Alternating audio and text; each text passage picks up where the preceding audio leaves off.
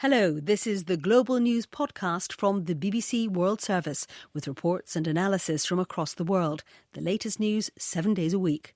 BBC World Service podcasts are supported by advertising. You decided to upgrade your outdoor deck, so you ordered the essentials, a power washer, a set of patio chairs, and a shiny new grill. And you used your Bank of America customized Cash Rewards credit card, choosing to earn 3% cash back on online shopping and up to 5.25% as a preferred rewards member, which you put towards your most essential deck addition, a bird feeder. Apply for yours at bankofamerica.com/more rewarding. Copyright 2021 Bank of America Corporation. This is the Global News podcast from the BBC World Service. I'm Andrew Peach, and at 13 hours GMT on Monday the 28th of June, these are our main stories. The Roman Catholic Church in Poland says it's received hundreds more reports in the past 3 years of alleged sexual abuse by priests. Foreign ministers from around the world are meeting in Rome to discuss the growing threat posed by the Islamic State group in Africa. A UN report set up after the killing of George Floyd in the United States has urged countries worldwide to stop denying the problem of racism. Also in this podcast, if you're a Brit living in the EU or an EU national living in Britain, there's paperwork to be done and time's running out. It was just per chance. I was on the internet and I saw it had to be done by the end of the month, so I was lucky. And China's ruling Communist Party prepares to mark its centenary. The Catholic Church in Poland has a huge amount of power, with more than 90% of the population identifying as Roman Catholic. A report out today shows the scale of child sexual abuse committed by priests. Between July 2018 and the end of 2020, the Polish Catholic Church received 368 allegations of children being molested. Our correspondent in Warsaw, Adam Easton, told me more about the report. Well, you just mentioned that number, 368, Andrew, and while it's still fresh in people's minds, bear in mind, these are reports that were reported to the Church in an 18-month period. This is the Church's second report. The first report covered an over 30-year period and only of reporting, and only found 625 cases of confirmed sex abuse against children. So that shows you that people in Poland now are much more willing to come forward and make these allegations of abuse against children. And this is largely because of the huge outrage sparked by a couple of documentaries, the first of which was viewed more than 20 million times just in the first week after it was made available online, which told the stories of victims of sex abuse by priests, and also some of the cover-ups, attempts to cover those stories up. So that caused an enormous outrage, furore across society, has had an impact, I think, particularly amongst young Poles. As you say, the Polish Catholic Church is the bedrock of Polish identity for many people, but and it's particularly influential as an institution in small towns and the countryside still. But in large cities and amongst young people, they are turning away from the church now. And this is partly because of this issue of child sex abuse. And Adam, any sense of what the government in Poland or the Catholic Church authorities are going to do now? Yes, the Polish bishops have said they feel great shame and pain on behalf of the victims during today's news conference. They insist that they will continue to apply the Vatican's new rules about reporting to effectively make sure that these allegations are listened to. Now, these allegations that appear in the documentaries and in media reports do indicate that the church is still failing in occasions, because we're seeing these on a week-to-week basis still in Poland. And, they're still highlighting fairly recent cases of priests being moved from parish to parish, from diocese to diocese, after allegations of sex abuse have been levelled at them. On the other hand, the state has belatedly got involved because of these documentaries, and it's set up a commission to actually investigate not just sex abuse cases in the church, but in education and elsewhere. But it's yet to actually publish any findings yet. It's only just got off the ground. Adam Easton with me from Warsaw. The Islamic State group may have suffered territorial defeat in Syria and Iraq back in 2019, but the threat they pose has gone nowhere. Across Africa, the group's influence is growing. Right now in Rome, the Italian Foreign Minister Luigi Di Maio and the US Secretary of State Anthony Blinken are hosting a meeting of more than 45 foreign leaders who hope in the coming hours to agree on a plan to tackle the threat of IS in Africa. Our security correspondent Frank Gardner told me more about how the range of IS-affiliated groups across the continent operates and interacts. What we've seen recently is what appears to be a kind of a merger, a consolidation of former members of Boko Haram, the infamous Nigerian group that kidnapped 300 schoolgirls some years ago and took them off to the Sambisa forest.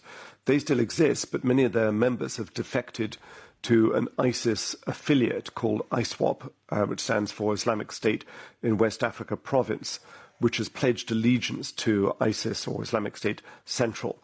So there is an ongoing rivalry between the two major groups, Al-Qaeda-backed group called JNIM, which stands for Jamaat Nusra al-Islam wal-Muslimin, and Islamic State or ISIS's affiliates.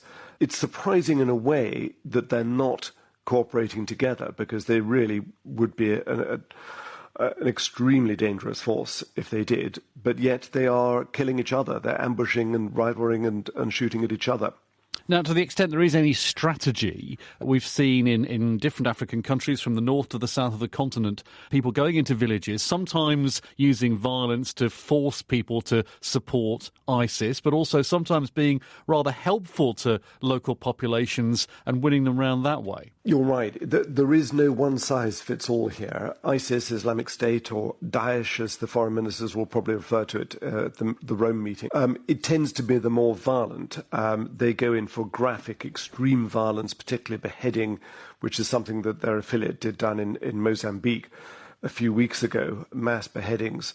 But in other places, they've actually gone out of their way to try and win hearts and minds of local people, digging wells and giving people feeds for fertilizer and things like that, in the absence of any loyalty to government. And so what both groups are doing is to feed off a dissatisfaction with government, a lack of resources, a lack of employment, poverty, climate change, drought, floods. All of these things feed into a sense of dissatisfaction, which these groups then say, you can actually do something useful with your life, come and be a fighter with us, we'll give you a salary, we'll give you status. And that's very attractive to a lot of unemployed young men who see no future for them in staying within the law. Our security correspondent Frank Gardner. The United Nations has called on countries to stop denying racism and to start dismantling it. A report was ordered after the killing of George Floyd by a police officer in the United States last year. Imogen Foulkes reports from Geneva. The UN report says governments in Europe and North and South America are failing to tackle systemic racism and thus sustaining inequality and violence. In many countries, people of African descent live in poverty and face discrimination getting jobs, housing, education and healthcare. They also suffer disproportionately harsh treatment during law enforcement. The UN report cites deaths in connection with minor offences and during stop and search operations. As well as George Floyd, the report examined the cases of Kevin Clark, who died in London after police restrained him, and Adama Traoré, a French citizen who died in police custody. The report's authors conclude that transformative action is needed. Policing must be reimagined, criminal justice systems reformed, and governments must acknowledge and tackle systemic racism and the colonial legacy it is built on. Traditionally, the 1st of July in Hong Kong sees tens of thousands of people marching through the territory's streets to demand everything from greater democracy to a solution to one of the world's most expensive property markets. This year, it's all been banned. Police say any rally is too risky and warned anyone who does participate anyway, they could end up in jail. Why? A question I put to our Asia-Pacific editor, Senior Hatton. Well, the official reason for banning the rally, the police are citing COVID concerns, but very few people are really taking this at face value. Really, we have to look at, first, it's Hong Kong. Right now, political rallies are not the flavor of the time. Hong Kong is really being tightened under the national security law that was imposed by Beijing. So rallies of this type haven't really been allowed for quite some time. But also, it's because the rally was set to fall on July 1st, which is a politically sensitive date. Rallies have long been held in Hong Kong on this date to mark the anniversary of Hong Kong being handed back to China by the British. But this year, it's particularly sensitive because it marks the official 100th anniversary of the founding of the Chinese Communist Party. So this is really a date Beijing has been gearing up to for years now, and it would never allow a political rally of any kind to mar this anniversary it's been working so hard towards. And the pro-democracy movement in Hong Kong, we've spoken about it for months, years. Where is it at in terms of the campaign it's trying to fight against Beijing? Well, it's really in tatters. Look, the group that normally organizes the July 1st marches in Hong Kong is organized by a group called the Civil Human Rights Front. Its head is serving 18 months in prison right now because of his participation in the last time a rally was allowed on July 1st. That's back in 2019. That just gives you a flavor of what's going on in Hong Kong right now. Also, the media has really been under attack. The opposition newspaper, the Apple Daily, which we've spoken about at great length on the Newsroom program, we saw its 7th journalist arrested yesterday. Feng Wai-kong was arrested at the Hong Kong airport when he was attempting to fly overseas. He's been accused of attempting to collude with foreign forces. So just two examples to give you a little bit of flavour of what the political atmosphere is like in Hong Kong right now. Asia Pacific editor Celia Hatton. Now, back on the Chinese mainland, a huge nationwide propaganda effort is underway as the ruling Communist Party prepares to mark that centenary. As the 100-year milestone approaches this week, the party's hold on power shows no sign of weakening. Much of that is down to the country growing richer and embracing private business. Our China correspondent Robin Brandt reports now on a relationship that one entrepreneur has told the BBC is about harmony. China is ruled from Beijing, but it was here in Shanghai that the communists began their push for power. The venue for the first Congress back in 1921 is now a tourist attraction in a part of the city that's been well and truly spruced up. But you have to behave. Be serious. Take your sunglasses off, this security guard is saying to a group of 5 women who've mustered for a photo, the red and gold flag of China stretched across their front. 100 years on, with around 90 million members, some are still as fervent in their following. An older man stopped and told us he checks a special app on his phone, explaining the ideas of China's current leader every morning. The first thing I do when I wake up is to answer the test questions. Of course, it's meaningful, so your mindset won't be loosened. But China's communists have, how can you put it, evolved. The revolutionaries have long ago embraced the private enterprise that their party once obliterated. The government and the Communist Party controls key areas of industry here. But private firms are the vast bulk of enterprise now. They create most new jobs. Here's how the relationship works, according to one businessman. I feel the environment is very important because our party and the country give us a feeling that is very secure. So we must be inseparable from the harmony of the society in the process of starting a business, right? So, in short, the Communist Party wants business folk to get on with investing, innovating, expanding. In return, though, the companies mustn't rock the boat. They mustn't challenge party control. If there are innovations and better projects of this kind, there will be more entrepreneurs and job opportunities. The government is very supportive. They will not care about what we should or shouldn't do. As long as we are legal. Now, we tried to get more people to sit down and talk to us about doing business in China. A factory owner, a very senior and well-connected academic, a banker turned philanthropist. But none would talk on the record. The reason some are wary? Well, they fear they may put a foot wrong and upset this man. This is Xi Jinping, or to give him his most important title here, the General Secretary of the Communist Party of China. We encourage private business to develop, he said, during this visit to a rice noodle factory. Now, China's leader knows that private business is key to economic growth and keeping his Communist Party in control. Hence this endorsement. The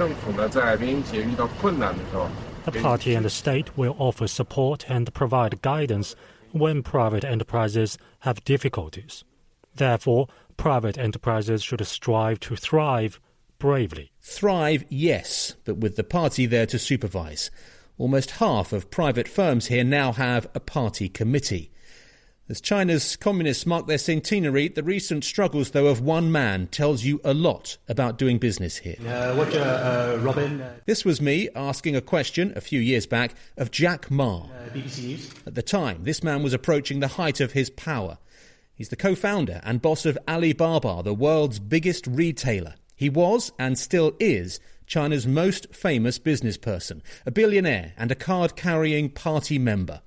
But late last year, a crackdown came from on high. The bank-busting fintech credit giant he founded, called Ant Financial, was about to go public, but the government stopped it. Since then, he's all but disappeared from public view. His company got too big, too powerful. In today's China, Xi Jinping wants private business to thrive, but only if it will help his party thrive a little bit more. Our correspondent Robin Brandt in Shanghai. Still to come in the podcast, we'll hear about the life-threatening heat in the US Northwest. This is one of the most extreme weather events we've had here in decades. In fact, we're going to be breaking many all-time high-temperature records. Portland, Oregon set a new record on Sunday, but more heat is on the way. Britain's financial watchdog has banned one of the world's biggest cryptocurrency exchanges from operating in the UK. Binance.com allows the purchase and trading of digital currencies, and there's growing concern about the risks posed by the industry. Here's Dominic O'Connell. Cryptocurrencies like Bitcoin and Ethereum have rapidly gained popularity among retail investors in the past year, thanks to their adoption by celebrities and billionaires, including the Tesla founder, Elon Musk. The Financial Conduct Authority, which regulates the personal finance industry in the UK, has, however, always taken a dim view, warning that you could lose all your money. Over the weekend, the regulator banned one of the largest exchanges, Binance. The FCA said Binance could not do business in regulated products. While cryptocurrencies themselves are not regulated, some investments linked to them are. An important deadline's coming up in a few days for British nationals living in the European Union. UK citizens in France, Malta, Luxembourg and Latvia have until the 30th of June to apply for post-Brexit residence. If they don't, they could lose the right to live and work in those countries. But as John Lawrenson reports from France, tens of thousands have still failed to do so. /Brexit. In his house in a village near Gaillac in southwest France, David Isles peers at the form he has to fill in on his computer.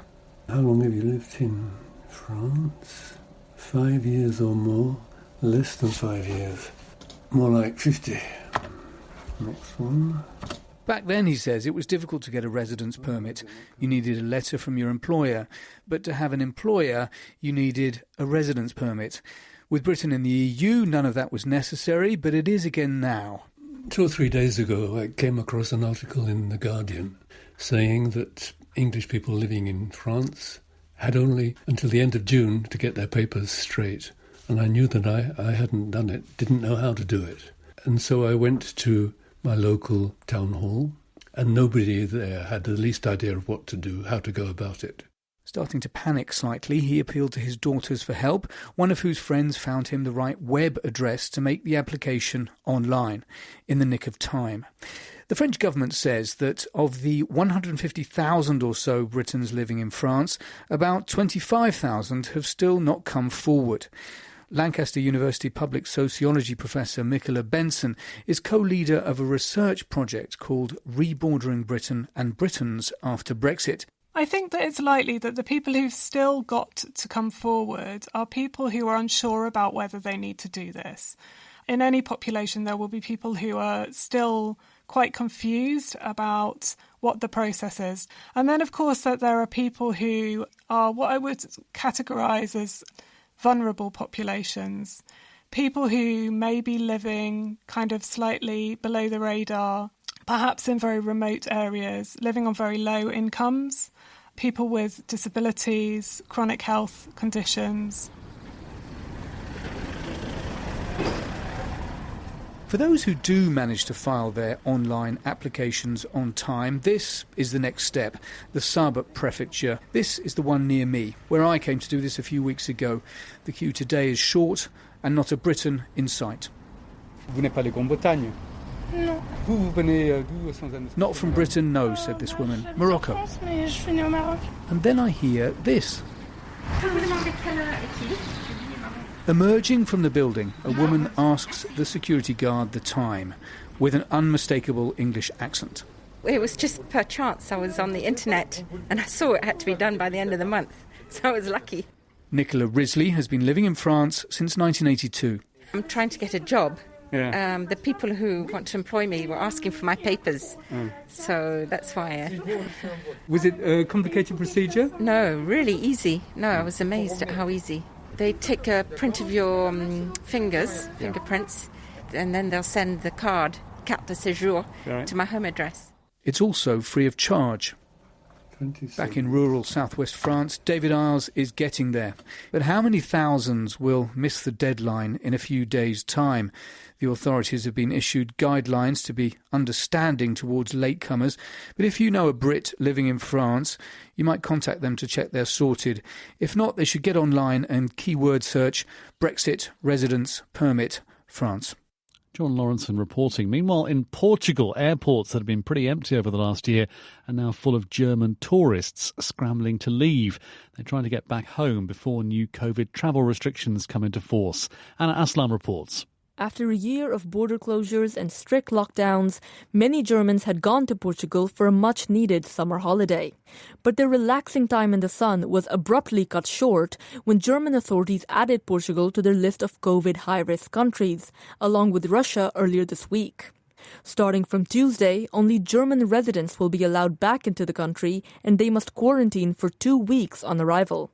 The news has meant thousands of tourists have had to quickly change out of their swimwear and race to the airport. These people were waiting for their last-minute flight back. If I take my flight on Thursday, my normal flight, I have to go to the quarantine for 14 days. And I have to go to the wedding for my big brother, so it's not possible. A bit sad because we planned to stay for our parental leave a bit longer in Portugal, and now the early leave is a bit a sad experience. Germany has added Portugal to its red list because of a surge in COVID cases there. The highly contagious Delta variant accounts for over 70% of new cases in Lisbon, prompting the Portuguese government to reimpose a travel cordon around the capital this weekend. But the economy is suffering. Germany is Portugal's second largest tourist market after Britain, which has placed similar restrictions on travel. The Portuguese tourism official João Fernandes described the situation as a drama, especially as he said other countries like Austria and Switzerland were likely to follow in Germany's footsteps.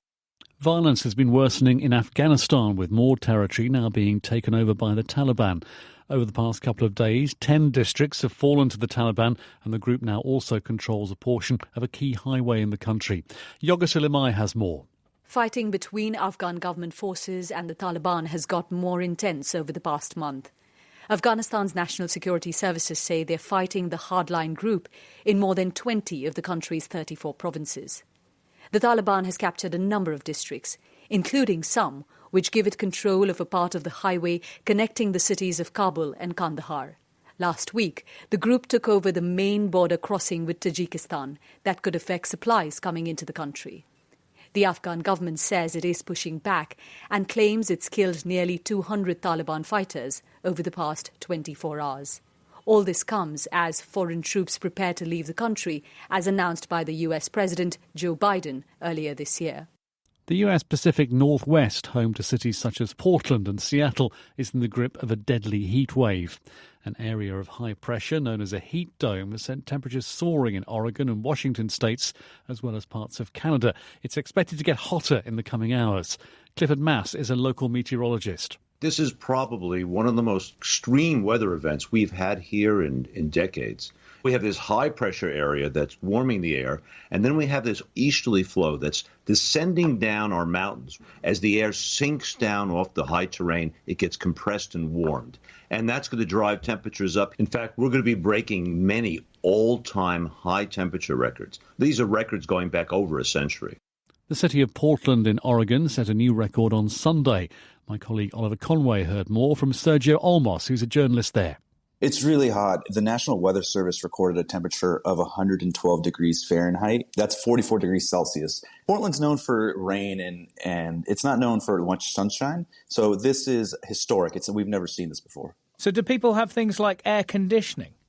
You know, most people in Portland don't have air conditioning, and there was a run on air conditioners here very early on this week, and a lot of stores have signs that say no AC, no fans. It's becoming more common now, but it's not like Arizona or somewhere else where air conditioning is normal. And I guess houses aren't built with the heat in mind, so what kind of problems will this cause for residents?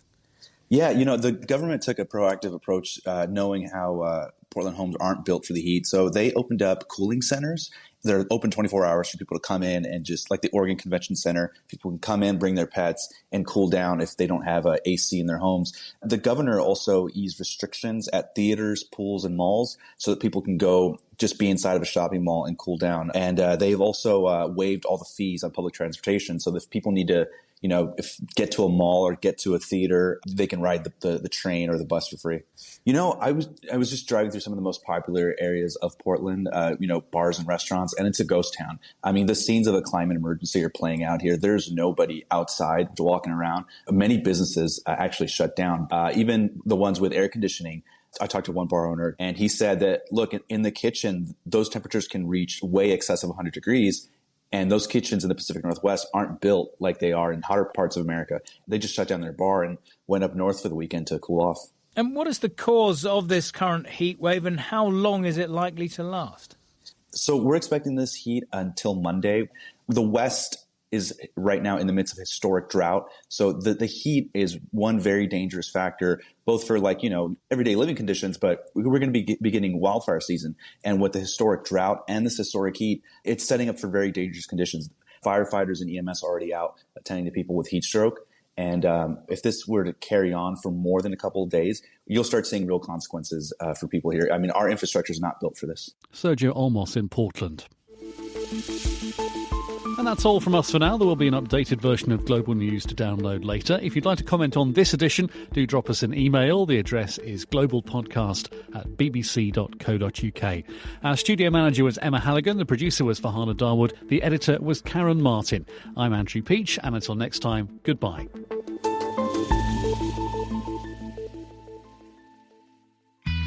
30 Animals That Made Us Smarter is back. What does deep space and deep water have in common? With 30 more tales of amazing animals. An elephant's trunk is a truly marvelous thing. And the human innovations that were inspired by them. A robot picking up something as delicate as an egg. 30 Animals That Made Us Smarter from the BBC World Service. It makes us look at nature in a completely new way. Search for 30 Animals That Made Us Smarter wherever you get your podcasts.